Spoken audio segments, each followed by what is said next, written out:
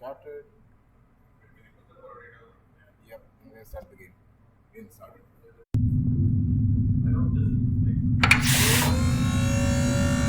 Morning, team. Welcome to the Kidzania space capsule. Our destination, the International Space Station. Stay strapped and ready for launch, and we'll be commencing liftoff in T-minus 30 seconds.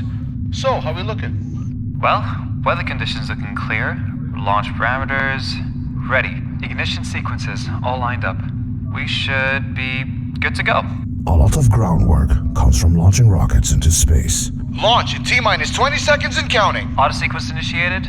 Ready for ignition. With over 6,000 kilos of payload mass alone, speed, velocity, and rocket thrust all come into play to make these ambitious missions possible.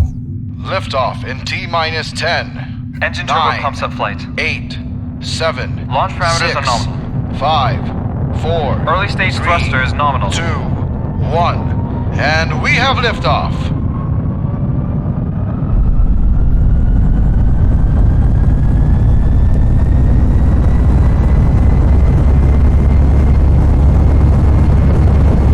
Atmospheric pressure peaking. Approaching max Q. Once at max Q, the atmosphere's dynamic pressure is at its strongest, crushing anything that can't get past its immense force.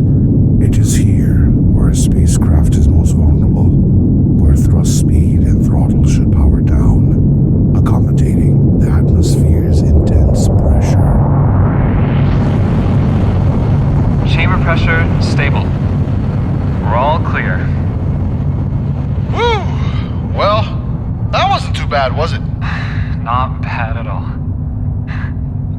To escape the Earth's atmosphere, a rocket needs to be traveling at 11 kilometers a second, or 40,000 kilometers an hour. Team, we're en route to the ISS, so just sit back, relax, and we should be reaching orbit in a few minutes. Stage 1 thrusters are completely exhausted. Preparing disengagement sequence.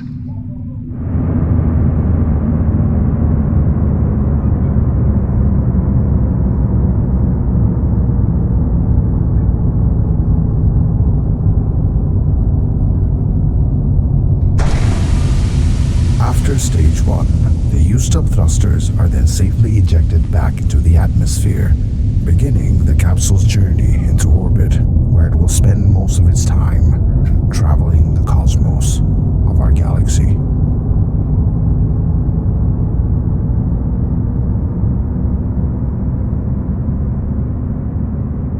Meanwhile, the thrusters, through careful calculation, follow a predetermined path back to the Earth's surface, finding its launch pad safely somewhere in the ocean.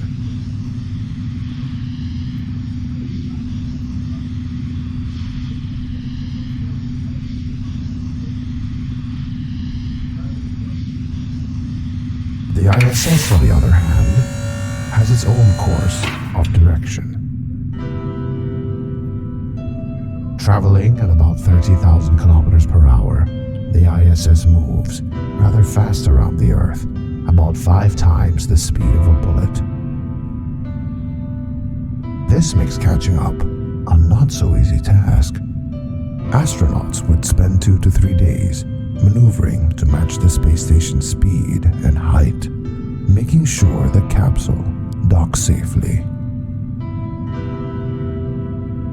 For today's advancements, this encounter can be shortened to a mere 6 hours. Think of orbit as a path that, if you were to fall continuously on, would eventually arrive at the location you started, sort of like a loop. We can thank Newton's first law of motion for that. Well, looks like we're closing into the ISS. Hull Command, initiate automated docking procedures. Automated docking procedures in progress. Commencing transfer maneuvers to the ISS. Sit tight, team. We'll be on the ISS in no time. Closing in at 400 meters. Let's get visuals of the docking hatch up and running. Team, this is it. Approaching docking hatch, node 1. Astronauts train endless hours for this final moment, calculating each and every closing. Once the capsule's node makes contact, the docking hatch locks the capsule in, allowing for the astronauts to board the space station. Standing by for capture confirmation. And just like that, Capture confirmed. I repeat, capture confirmed at 6:40 a.m. Central Time, 7:40 Eastern, with the station flying right over the icy Antarctic. Great work, team. Mission successful. Hope everyone's all right in there. Once you're ready, we can begin boarding and make our way out of here. Welcome to the International Space Station, everyone. Good luck. and that concludes the journey, our journey to the ISS. Until next time.